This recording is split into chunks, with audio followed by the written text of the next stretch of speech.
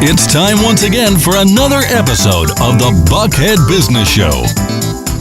Being brought to you by the Buckhead Business Association. Broadcasting live from the Pro Business Channel studios in Atlanta.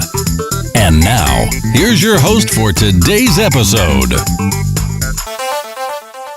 Good morning, good morning. We are right on time this morning at the Buckhead Business Show. We're here at the Pro Business Channel. We've got three phenomenal guests this morning. My name is Michael Moore. I'll be bringing you some really interesting things which will help your business. I guarantee it.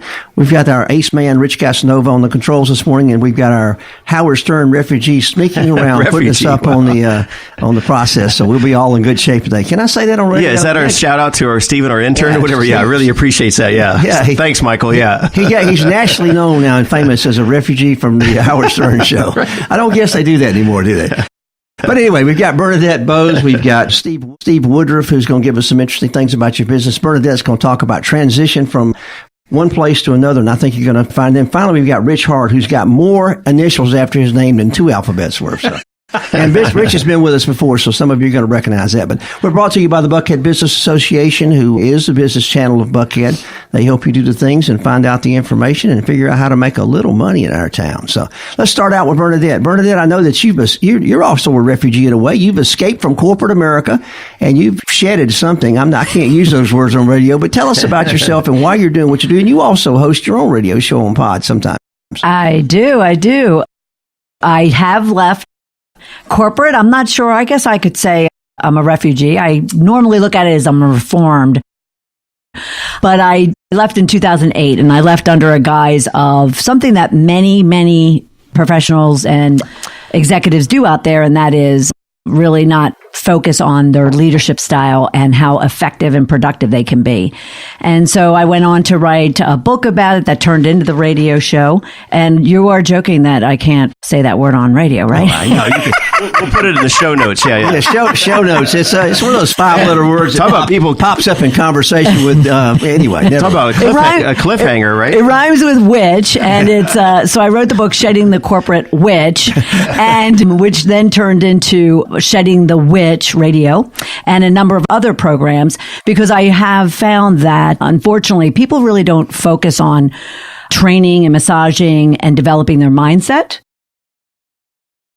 which is all about how we go out in the world and how we really optimize our leadership style and whether or not we can grow that business or be that great leader. The secret stuff that we really do need to do. The secret stuff that we really do need to work on. So everything that I do is focused on really helping to shift the mindset of leaders. Well, you also help people boast of their abilities to look at the riches in their life, because many times people don't do a good job of that. So talk a little bit about how you're focusing people's boosting their riches. Well, I think, you can look at on social media anytime and see just the ugliness, that goes on in the world. And we do it to ourselves. We don't really focus on what makes us great, what makes us who we are, what makes us special. And if we're business leaders, in corporate or entrepreneur, we have to focus on what our value proposition is. Well, you can't get to what you truly bring to the table, what your true value is, unless you really feel good about yourself, or you'll always question it, or you just won't ever kind of get a handle on it. So the riches in my world are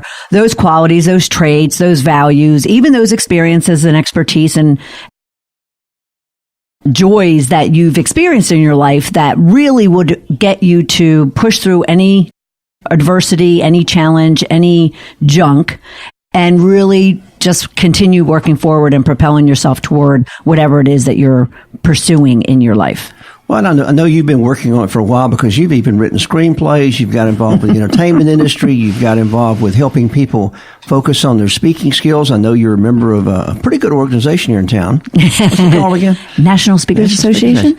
And it's because it's designed for those people. We've got another one of those refugees in the audience with us from that group this morning. But it's a great time of the year to figure out how you can turn process. And in the entertainment industry here in town, we're really looking at a way to put people in front of cameras and microphones. Absolutely. And allow them to develop their skills. So talk about your involvement in the entertainment industry a little bit. Well, it started from the fact that I wrote this book, and that book got a great deal of attention, and a number of people in the industry said, you really should turn that into a script. I thought, I'm not a screenwriter, but okay, why not? So I spent 3 years, the last 3 years doing that. And selfishly, I realized that should I not sell it or option it, I would want to produce it. So that caused me to say, okay, I have to get myself educated. So I started going out into the entertainment industry, getting to know people, and really kind of getting myself educated in the industry. That propelled me to say, well, I need money. So we have a big capital, community here in town, along with the entertainment.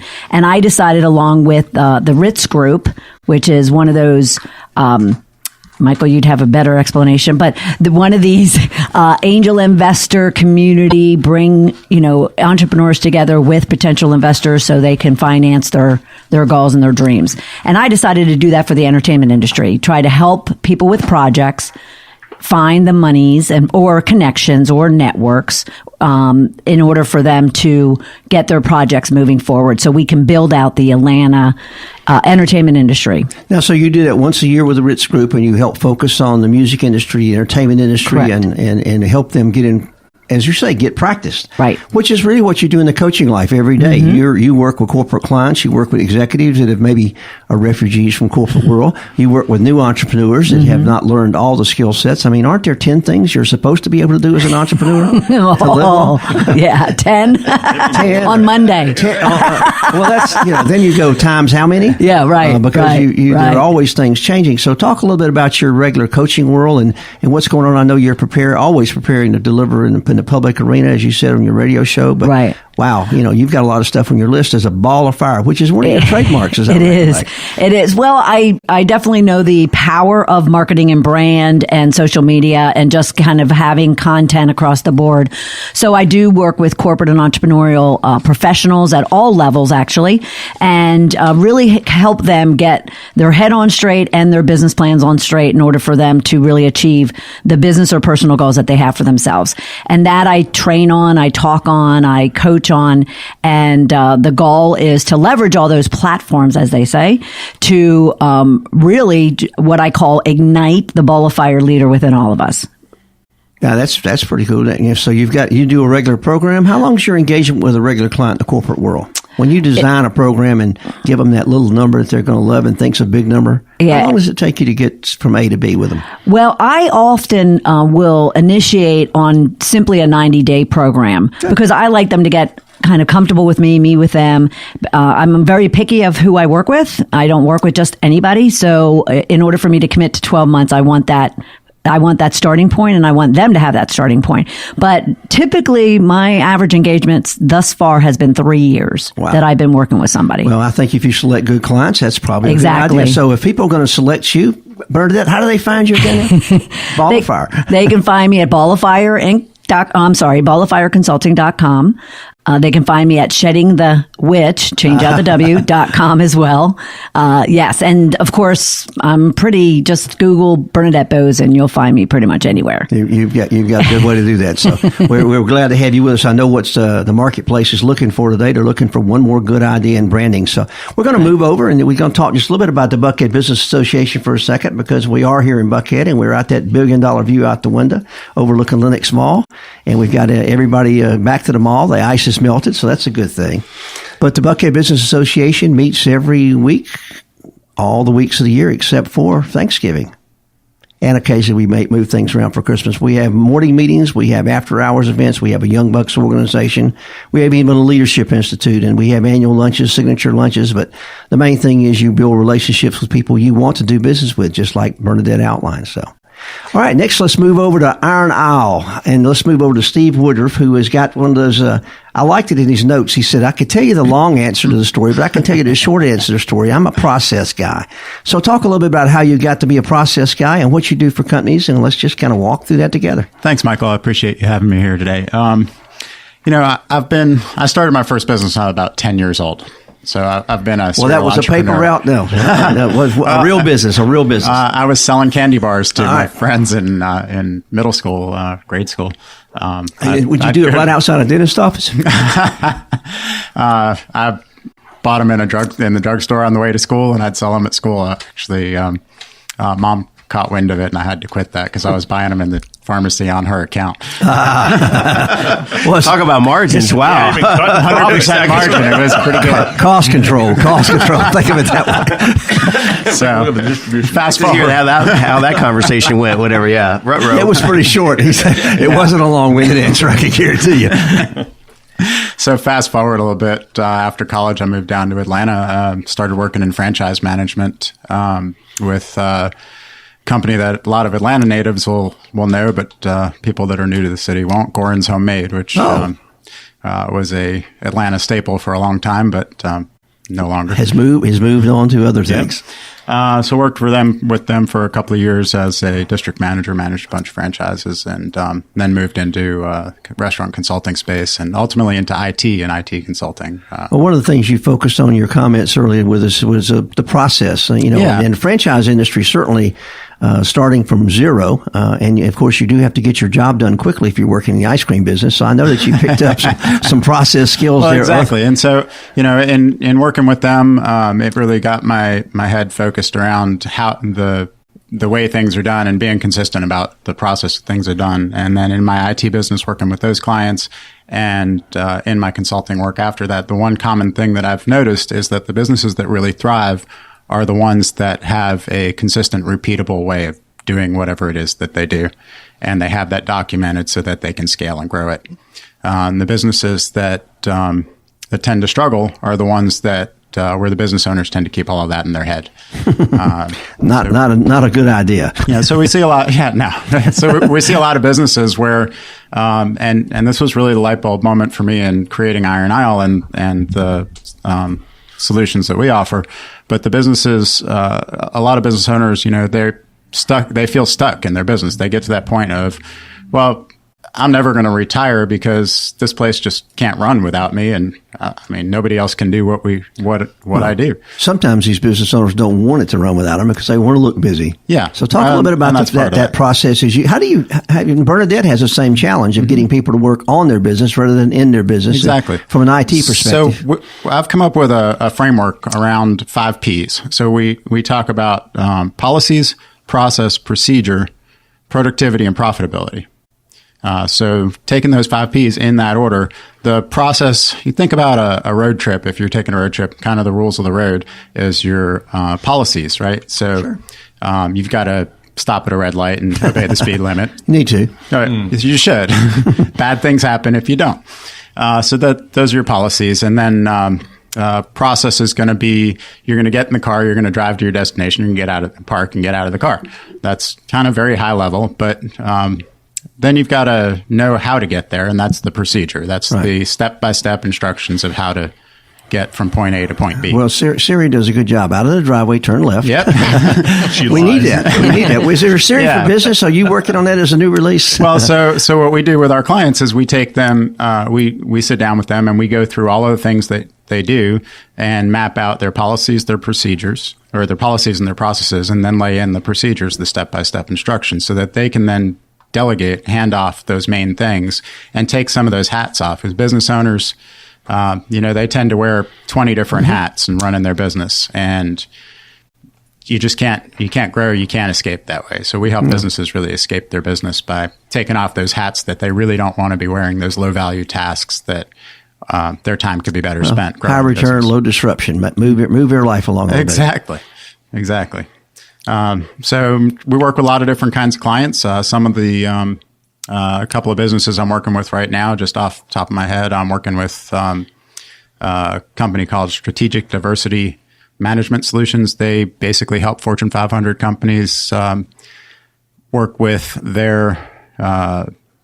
help their employees communicate better and be more diverse in their workforce. Well, I missed the communication in that four-word name, but okay, I'm with you now. Yeah, so at SDMS. And on another totally other end of the spectrum, working with a small retail shop called Get Fruity Cafe, which all right, they sounds do like a healthy fruit spot. cups and smoothies. So really a broad, would hope so. really a broad spectrum of businesses, right? So there's really not any specific type of business that's a good fit, and really can work across just about any industry. Well, now you mentioned the 5 P's a moment ago, and I know you got the profit, and I know you got to the process and so forth. But one of the things you mentioned about having that owner take off some hats. Let's go back and drill down a little bit on the productivity part, which I know is one of the P's. Talk about some of those experiences of those individual accounts, because you've gone a long way from a fruit stand or fruit company to working with people in communication and employees. Now, how do you cross that spectrum there? The common element ends up being that every business has a method to their madness, if you will. Let's hope so. You would hope. Whether they realize that they've got a standard process, or they haven't even thought that far through it, they've got a way that they deliver whatever it is that they do, whether it's a product or a service. And so if you ask a business owner, sit down and write down what you do, they'll never do it. So what we do is we come in and we actually do that work for them and help them get that on paper. And that allows them to allows us to look at it and automate as much of it as we can. So a lot of these repetitive tasks that really don't need someone to think about what's the next step, those can be triggered automatically. A lot of the technology we have now allows us to do that. So you mentioned being a branding. You and Bernadette both talked about the branding piece for a moment. Talk about how you picked the name Iron Isle. I thought that was kind of fun. That might be interesting for us, but how to get people to really pay attention to what they're doing is one of your focuses. The name really came out of a brainstorming. I wanted something that had an air of solidity to it, that was stable. I thought iron, a strong name, and then also independence. And I thought, islands, isles, so independence. So you have this. There aren't many isles. There's a lot of islands, but there's very few isles. I like that. It's unique. This sort of strong independence idea that came. That's kind of where that came from. Wow. Also, a little bit of a Game of Thrones fan. And you're a growing company. That's right. Okay. So there it is. That's a good spot. So you're a growing company. You want more customers. I know you mentioned you might have a special offer for those in the marketplace today. Thanks for bringing that up, because I just about forgot about it. That's what I'm paid to do. Remember, big buddy. I'm glad you reminded me. So for the listeners today, we've got a white paper that we've put together. 5 steps to escaping your business. Okay. And you can get that by emailing steve@ironisleassociates.com. That's me. And just put in the subject line. White paper. You can put in white paper. Put in Pro Business Channel or PBC. Let's do that. PBC white sounds paper. Good. So go to Steve at ironisleassociates.com and subject line PBC white paper. PBC white paper. And they'll get those 5.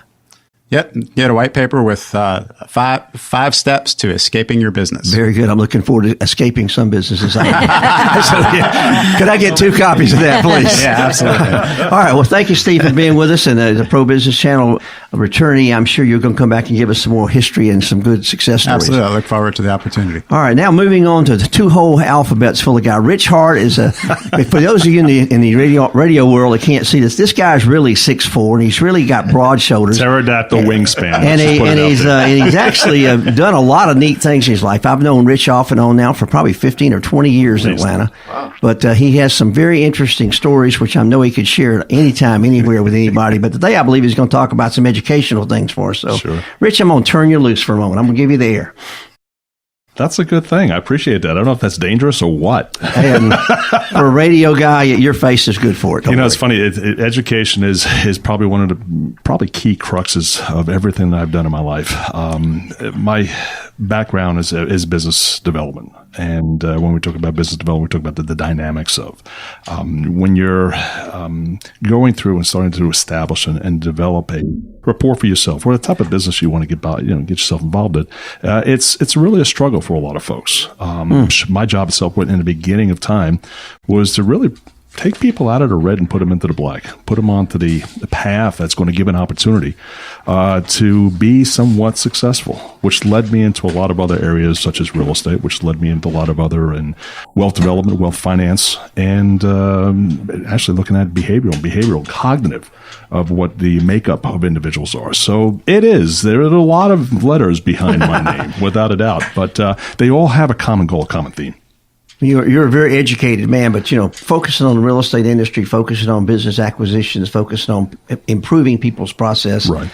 Have been your forte for years. Sure. Not only of being a great public speaker and a good supporter of helping other people. So, it's radio. People just, they're going to hear that great voice of yours. You do have a great radio voice. Yes, thank you very much for joining me. Yes. So, the focus of your education, you have always sought to improve the process for the clientele. And I know that you've gotten some of these vocational, as I'll call them, the named professional designations. Yeah, right. Because clients kind of drug you to that way. So talk a little bit some of those reasons. It's not that the clients drug me that way. It's my aggressiveness for learning. I believe, out there for a long time, individuals said you have to stay one step ahead of your student.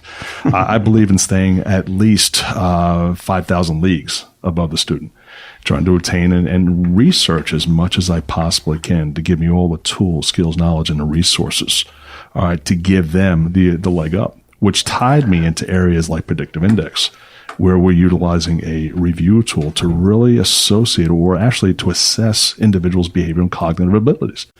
And that's a whole different study in what I'm doing too as well. But for the fact out there is that I want to have all those knowledge of the skills, tools, and resources so I can share and shed, all right, and give people a fighting chance. When it comes to developing business. Give them a bigger sword. Back to the Game of Thrones here. Yeah. Sharpen their sword a little bit. Yeah, exactly. Dan, now, when you started looking at the different areas and the dynamics of business has changed so much. Sure does. And the predictive and what we do with data today and what we do at gathering data points, went back to process for a minute. Yeah. Talk a little bit about how you've seen over the last just 5 years, because all of us have probably been focused since 2008 on doing things better. How does Chinese laundry guy say it? Better, faster, cheaper, pick two? We're now. Hopefully one works. Exactly. We're pick two. You aren't going to get three, but we're challenged by our clients today to try to deliver all three. So talk a little bit about that. I know we're always getting pressures in those areas. I think one of the biggest cruxes that I've changed in the things themselves, I believe in, and I've said this before, motivation is a mindset, inspiration is an experience. True. And as the experience goes, I predicate a lot of what I do in the business and the resources that I have based on a focus. First opportunity to create what we call as an unlimited success, and that's my acronyms. I'm the acronym man. Okay. What unlimited success? What's the abbreviation? First opportunity to create unlimited success. Okay. Whether what you do in others or a team or a process, or working together with others. In that dynamic of working on focus, I've kind of labeled it out as 5 main platforms. And those platforms come out to leadership, performance, adversities, all right, that we face, relationships, and accountability. Which those are pretty much the 5 cruxes, the 5 changes that we've seen over the last many years, all right, that we've had to adapt to, we've had to make changes to. When we're building relationships, just as say, relationships are bound by 3 most important principles that I feel. It's trust, friendship, and communication. And so if you start taking a look at how business is being conducted and the change from going to a national to a more global approach, and now understanding that we have to reach out across not only an international structure, but to a generational structure. And really identifying that level. How do we build the trust? How do we build that level of communication across those boundaries? Well, you broached sort of an interesting angle there because of our, used to have a friend who used to talk about living your life in decades. He was over 70 at the time. So he talked about that educational time, that people doing things for you versus you learning how to do things for yourself versus you begin to teach other people to do things for you. And then eventually you don't have to worry about things. But boy, everybody's just trying to slip ahead and get everybody else to get the things squared away. So how do you deal with business owners that maybe try to grow up too fast or maybe that aren't growing up at all? Everybody wants the fast food approach to business. Fast food approach. They want you to drive. That's right. Faster food. Faster business. Food, yeah. And they want to be able to drive through, already have a menu of selection to items, pick those items, go through the drive-through, and be successful. Yeah. All right, and that's maybe the 10,000-foot view on it. All right, but if you really start to coin it down, there are other items and relationships and things themselves we have to put in place in order to start building the stability and the leverage. Well, you mentioned earlier in your 5 points, you mentioned the relationships and accountability. Let's go back and focus on both of those. And as we begin to wrap up, I want you to maybe address that fact of how do people really become more accountable for their own activities? Yeah, accountability. Here's the thing. I break accountability down to as individuals, opportunities, and environments. Individuals who we come in contact with, opportunities which we create, cease to create, or take advantage of, and the environments in which we create that opportunity in.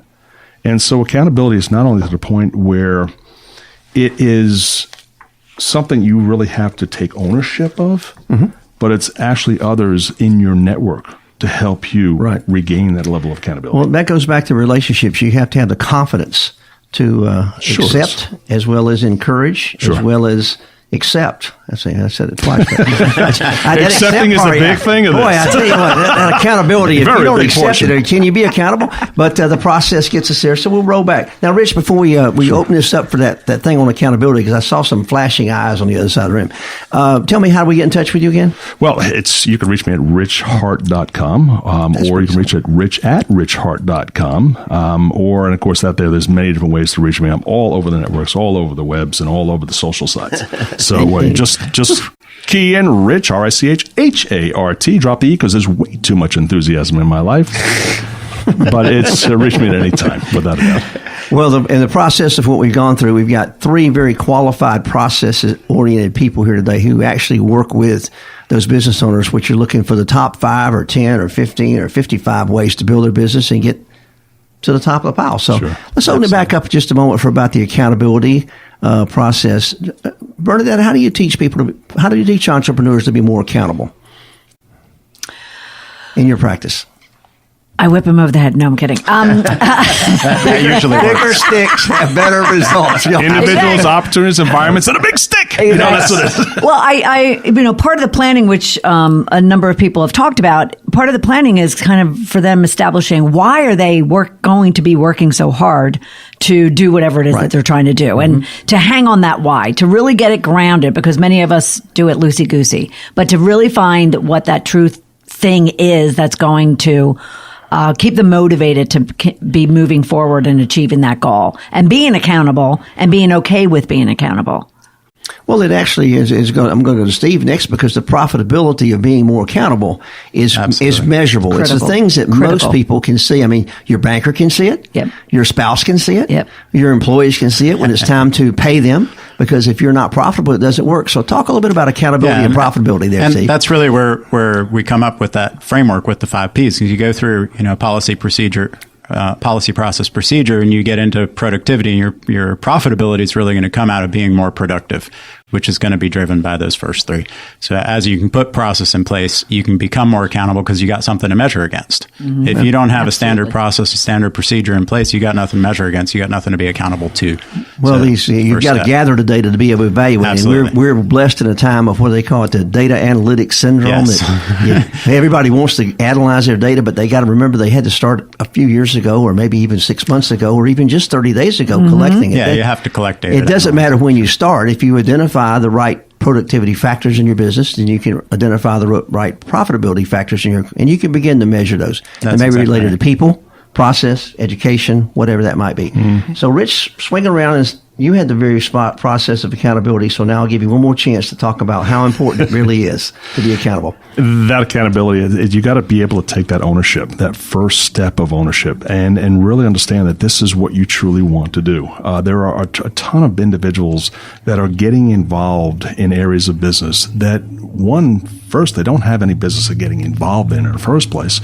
2, it's really not their heart and soul. Yeah, I see that a lot. You see it a lot. Individuals turn around because they're motivated already by the fact itself they can make a lot of money. Individuals in real estate did the same thing. Individuals in financial services did the same thing. Wow, they look at this and I can make a lot of money. But the accountable portion, and that's where it all comes in. When we work and develop individuals through predictive index, all right, we're looking at their behavioral and cognitive abilities, all right, to see exactly what it is they're really inspired, what really makes them move and motivated to make those changes, to make those moves. And that's why I continue to say it is motivation is a mindset, where inspiration itself is a true experience, and really living out the experience of what it is you truly want to do, all right, to take heart, all right, through the body, soul, and mind, all right, through the spiritual side, mental, emotional, and the physical side of really accepting that level of, hey, I can do this. All right, and that's what I want to do. Well, on the Pro Business Channel today, we have figured out that accountability is important. We've also figured out process is important. Productivity is important. We've talked about the ball of fire. We've kind of gone around the circuit today. We've got some exciting opportunities for us. And we kick off a new year. And as we said, I think all of us do this probably. I heard it. We kind of all practice in quarters because we begin to gather data. We begin to evaluate it. We make adjustments and changes because remember that spaceship going to wherever it is, the moon? It's off course 99% of the time or 99.9% of the time. It's those small adjustments that make a difference. Rich, back to you. We also figured out what rhymes with which. We did. Hopefully that didn't take 30 minutes. I know. Exactly, yeah. It's that sandwich. So in our last 30 seconds here, Michael, if you go to plug and invite out to those folks for the BBA and the Buckhead Business Association. Well, I tell you what, if you're not spending some of your Thursdays and Thursday mornings particularly, or Thursday at lunchtime or Thursday after hours with the BBA, and you want to be in Buckhead, you're probably making a small mistake, and we can help you out with that. So go to buckheadbusiness.org. Go there often, get on the mailing list, and of course become a member and be part of the growth of Buckhead and be some of the ones that experience the productivity, the profitability, and be part of the process here in Buckhead. How to do that? And join the people. That's right. Enjoy the people. We the people. Yeah. The 5 Ps. So, Rich, as always, it's great to be with you today. You're going to update your white paper there. Yeah. Sorry. Yeah. I'm going to get 2 copies of that white paper, Steve. Thank you very much. All right. Well, on behalf of Michael Moore and the Pro Business Channel and the Buckhead Business Association, thanks for being here. And we will see you at breakfast at the right out our window is where the breakfast takes place at the City Club here in Buckhead. We'll see you next time. Thank you for joining us and our guests on the Pro Business Channel. Use the social media links here to share today's show and stay tuned for the next episode of the Buckhead Business Show.